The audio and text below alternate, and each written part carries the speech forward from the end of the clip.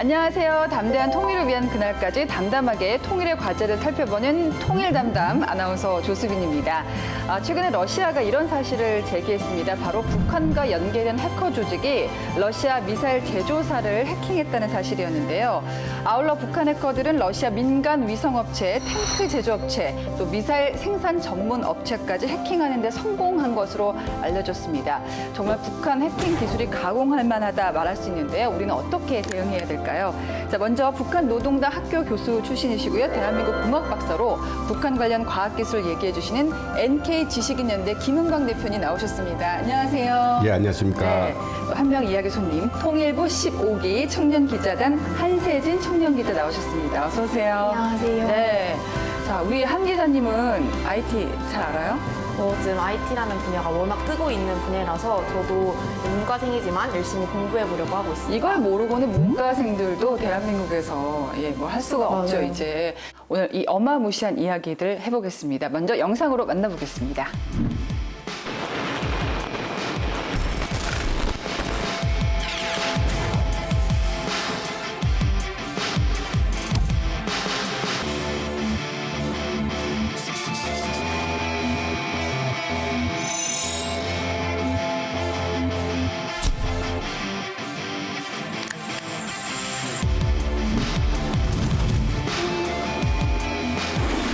네, 보신 것처럼 북한의 해킹 범죄는요, 유엔 안전보장이사회 산하 대북제재위원회에서도 다뤄질 정도로 아주 심각합니다.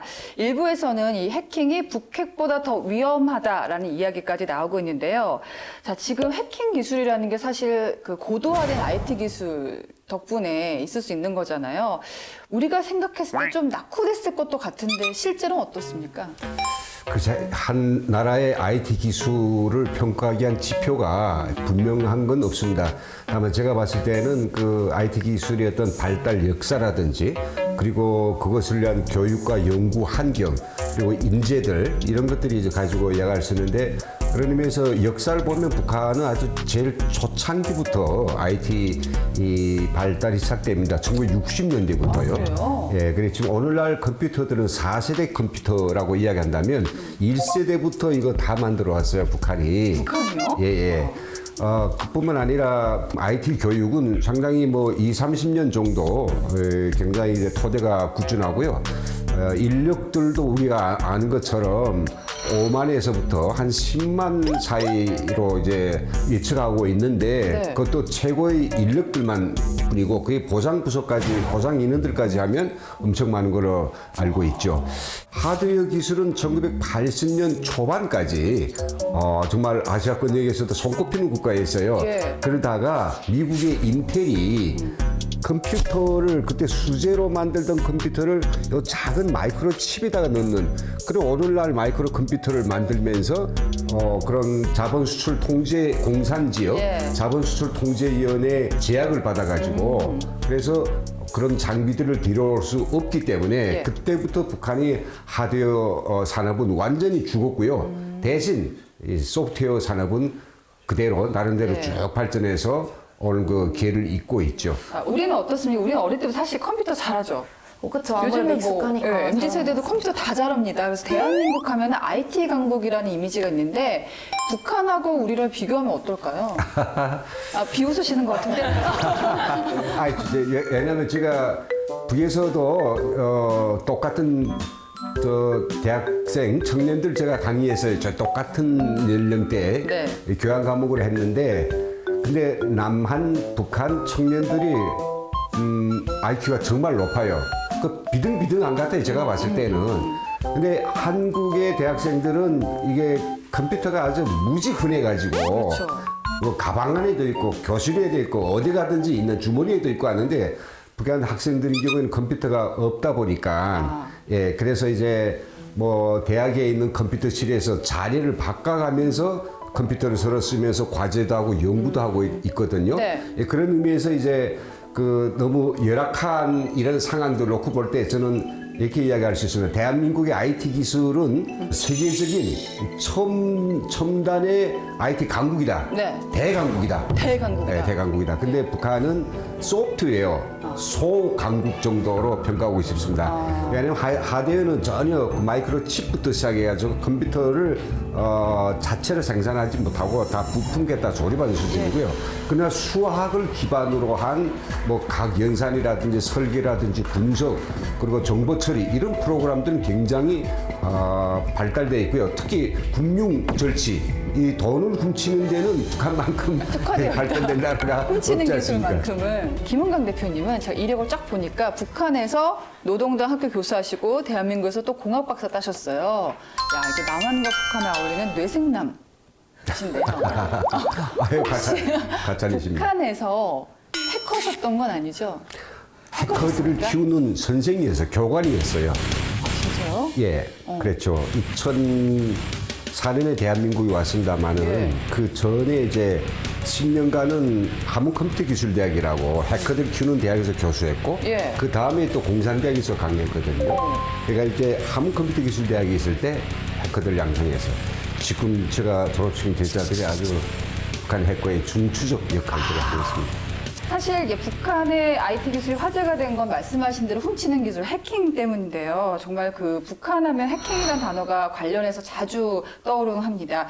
자, 말씀하신 대로 북한이 해킹에 집중하게 된 건 언제부터고 왜 그랬을까요? 옳지 않은 목적의 인터넷을 쓰는 그런 국가들이 생기면서 90년 중반경에까지만 해도 이제 북한이 관심 가졌던 거는 이게 해킹 이런 기술 전혀 몰랐고 그냥 이제 전장 지휘 자동화라고 해가지고 전투장에서 우리가 게임을 하듯이 전쟁을 그렇게 하는 이런 걸 이제 관심 가지고 중국과 러시아의 요원들 공부시키러 보냈는데 이 사람들이 갔다 와서 하는 이야기가 인터넷을 통해서 공격하고 중요한 자료들도 훔쳐오더라. 돈도 뺄 수 있다. 그래서, 그때까지 돈은 아니었어요.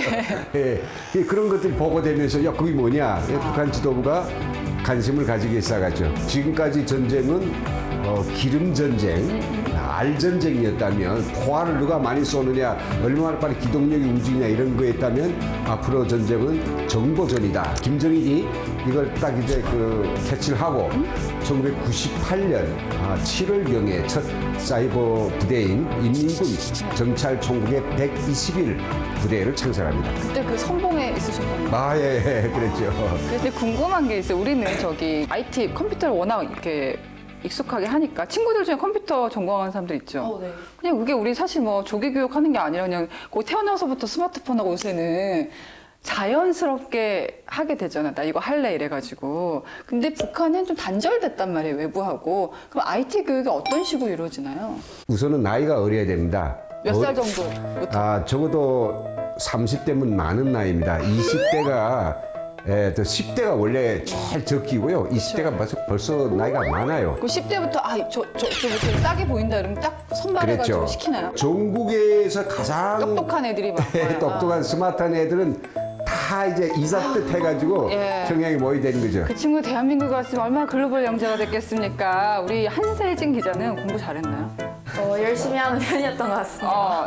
세진 기자도 북한에서 태어났으면 저런 데 뽑혔을 수 있는 거예요. 그쵸. 우리나라도 사실 되게 비슷하게 공부를 잘 하면은 그쵸. 이제 중고등학교를 이제 특목고등학교나 자사고등학교를 가가지고 사실 북한이랑 우리나라랑 되게 다르다고 생각했는데 비슷한 또 거겠죠. 교육에 있어서 또 비슷한 점이 있다는 걸 또 알게 되네요. 북한은 이제 출신 성분 제약이 많아요. 그래도 그러니까 영재라고 해도 왠지 평양에서 좀 성분 좋은 친구들만 해야 될 것 같고 그런데 어떻습니까? 해커들은 좀 예외인가요? 1998년에 처음으로 사이버 부대 만들 때는 일단 그냥 머리가 좋고 실력이 좋으면 우선 그 부대에서 편입해가지고 그래서 이제 쭉 승진을 했죠. 그런데 역할이 굉장히 이제 파격적으로 성과를 올리면서 예.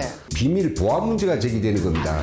그리고 또 해외 나가서 또 뭐 튈 수도 있고요. 이러면 안 되잖아요. 네. 그래서 굉장히 그 성분이 좋은 사람들로 가급적이면 뽑아가지고 대학들도 다 급이 있거든요. 실력이 좋지만은 뭔가 조금씩 그 가족 성분에 문제가 있다. 그러면 이제 다 후순위 대학으로 보내고요. 예. 성분이 좋은 사람들은 최고의 대학 김석공대나 네. 김선종합대학 보내고 러시아나 중국에 또 가서 연수를 또 2년간 정도 받아요.